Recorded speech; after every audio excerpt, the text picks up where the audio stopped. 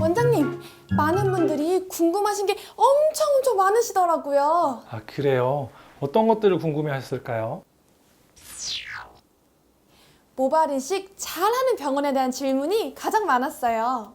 맞아요. 모발 이식 병원 잘 선택하는 거 굉장히 중요합니다. 수술을 잘하는 병원을 선택하는 기준은 굉장히 많아요. 원장님이 유명하실 수도 있고 병원 자체가 유명할 수도 있고, 혹은 지인의 소개라든지 가격적으로 굉장히 저렴하고 착한 병원, 혹은 어떤 광고에 나오는 병원일 수도 있고요. 그 모발 이식만 전문으로 하는 병원, 모스를 속이지 않는 정직한 병원이라든지 수술 후에 프로그램, 후처치 프로그램이 굉장히 잘 되어 있는 병원. 병원을 선택하는 기준은 굉장히 많지만 모든 기준을 만족하는 병원은 없습니다. 모든 조건을 만족할 수 없으면 대체 뭘 포기해야 되는 거죠? 최선이 안 되면 차선을 고르시면 되고요. 그러고도 안 되면 적어도 이런 병원은 피하자, 최악을 좀 걸러내시는 것도 방법이 될 수 있을 것 같아요. 원장님 너무 어려워요. 병원 고르는 정확한 기준 좀 알려주세요. 제가 그러면 최악의 병원을 피할 수 있는 방법 7가지를 알려드리도록 하겠습니다.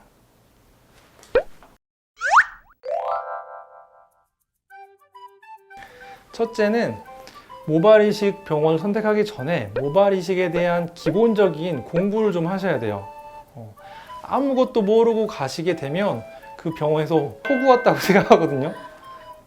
그래서 기본적으로 수술 용어들, 절개법, 비절개법, 혹은 심는 방법에 따라서 슬립 방식인지 식모기 방식인지, 혹은 생착률이라든지 모낭이라는 단위, 그리고 암흑기, 이런 기본적인 단어들에 대해서 조금 공부를 하고 가셔야 병원에서도 이 사람이 좀 더 뭔가를 아는구나 하고 좀 더 자세한 것들을 설명해 줄 수 있어요. 모발 이식에 대한 최소한의 공부가 첫 번째군요. 그렇죠. 두 번째는 적어도 3곳 이상 상담을 받아보시는 것이 좋습니다. 상담을 받아보실 때는 기준을 조금 다르게 해서, 예를 들면 어느 병원은 원장님이 좀 유명한 병원, 다른 병원은 어떤 후기가 좋은 병원, 혹은 다른 병원은 가격이 좀 더 합리적인 병원, 이렇게 좀 컨셉을 달리해서 3군데 이상 상담을 받아보시면 상담을 받는 동안에 내가 뭘 더 좋아하고 선호하는구나, 자기만의 기준이 생길 수도 있고요. 또 병원마다 조금씩 알려드리는 수술에 필요한 모수라든지 디자인, 그 비용이 좀 다르기 때문에 상담을 통해서 이런 평균값들을 알 수가 있어서 상담은 3곳 이상 받아보시고요. 그리고 나서 필요한 경우 조금 더 추가적으로 받아보셔야 합니다. 개인별로, 상황별로 기준이 달라지겠네요. 네, 맞습니다. 세 번째는 의사 선생님의 경력을 확인하셔야 돼요. 원장님 혼자 운영하는 병원도 있고 여러 원장님이 같이 계신 병원도 있거든요. 혼자 운영하는 병원이 오래됐다 그러면 조금 더 그 원장님의 경력을 알 수 있지만, 대형 병원 같은 경우에는 대표 원장님 말고 다 같이 일하시는 원장님의 경력이 짧으신 분도 있을 수 있어요. 그렇기 때문에 원장님의 경력을 좀 더 확인을 해보시는 것이 필요합니다. 그럼 새로 생긴 병원은 어떻게 판단해야 할까요? 그렇죠. 이런 경우는 조금 달리 봐야 되는데, 저희 모나라 피부과도 생긴 지 얼마 안 됐거든요. 그렇지만 이렇게 새로 생긴 병원이라고 하더라도 그 원장 선생님이 기존에 어디서 어떻게 근무를 하셨는지 요즘 다 찾아보면 알 수 있기 때문에 그 원장님의 경력을 확인하시는 게 좋아요. 저 같은 경우도 이번에 저희가 병원을 새로 깨끗하게 오픈을 했지만 기존에 한 8년 정도, 총 해서 한 10년 정도 제가 모발 이식 수술을 하고 있기 때문에 믿고 오셔도 괜찮을 것 같습니다. 네 번째로 직접 원장 선생님과 상담을 해보시고 그 원장 선생님이 믿을만한지 한 번 더 확인을 하셔야 됩니다. 어떤 병원을 가면 원장 선생님 말고 상담실장님이 따로 계셔서 그 실장님만 상담하는 경우가 있고, 실장님이 디자인해서 여러 가지 알려주는 병원이 있는데, 사실은 수술은 그렇게 하면 안 되고 직접 수술하시는 원장님과 이야기를 해보고 그 선생님의 성향, 혹은 그 선생님이 어떤 부분을 강조하고 어떤 부분에 대해서 더 중요시하는지를 직접 확인해보고 상담 받으시는 것이 중요합니다. 맞아요. 저는 과정을 믿고 맡길 수 없으면 안 되겠죠?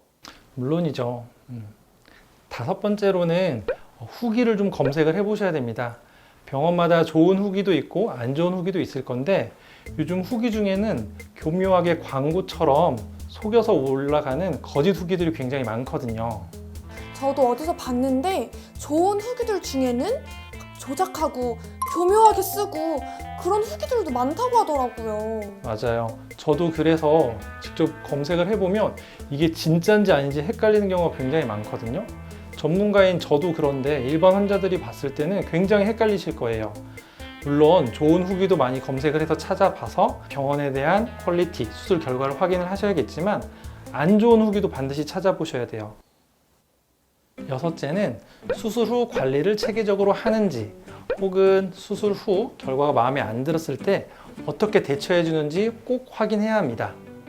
수술 후 프로그램이라는 거가 거창한 게 아니라 수술하고 나서 다음날 샴푸를 하고 상처를 확인을 하는 과정 혹은 2주간의 생착이 잘 되었는지 생착을 확인하는 과정, 또 암흑기라고 하는 모발이 빠질 때 환자들이 굉장히 불안해 하실 텐데 그런 부분들을 잘 케어해 줄 수 있는지, 그리고 4개월, 8개월, 12개월 모발이 자라나는 과정을 그래도 틈틈이 확인하면서 이 전 과정을 잘 확인해 주는 병원이 좋은 병원이라고 할 수 있고요. 또 한 가지는 수술을 1년 동안 결과를 본 후에 마음에 들지 않는 부분이 생길 수 있잖아요. 디자인이 틀어졌다라든지 혹은 밀도가 조금 아쉬운 부분들에 대해서 그 병원에서 어떻게 대처를 해주는지도 확인을 해보시는 게 좋을 것 같아요. 그럼 이제 드디어 마지막 7번째네요. 마지막으로는 너무 가격에 휘둘리시면 안 됩니다. 무슨 말이냐면 당연히 모발 이식을 할 때 비용 굉장히 중요한 부분입니다. 모발 이식이 기본적으로 조금 더 비싼 수술이긴 하기 때문에 환자들 입장에선 부담이 될 수 있어요. 그렇다고 너무 싼 병원 찾으시면 안 되거든요. 반대로 너무 비싼 병원이라고 다 잘하는 건 아니기 때문에 너무 싸거나 너무 비싼 병원은 좀 다시 한번 고민을 해보시고 상담을 다녀보시면 그래도 가격이 어느 정도 평균 가격이 정해지거든요. 그 안에서 앞서 말씀드린 기준들을 잘 지키시면 좋은 병원을 찾을 수 있을 것 같습니다. 온라인상에 넘쳐나는 카더라 통신만 보다가 이렇게 이 분야 전문가 선생님께서 정확하게 말씀해 주시니까 뭔가 이렇게 선명해지는 느낌? 우리 많은 탈모인 분들께 정말 유용한 정보가 될 것 같아요. 감사합니다, 선생님. 이 정보가 많은 분들한테 도움이 됐으면 좋겠고요. 그래서 진짜 좋은 병원 선택하셔서 수술도 잘 받으시고 모두 멋진 풍성한 모발 가지셨으면 좋겠습니다.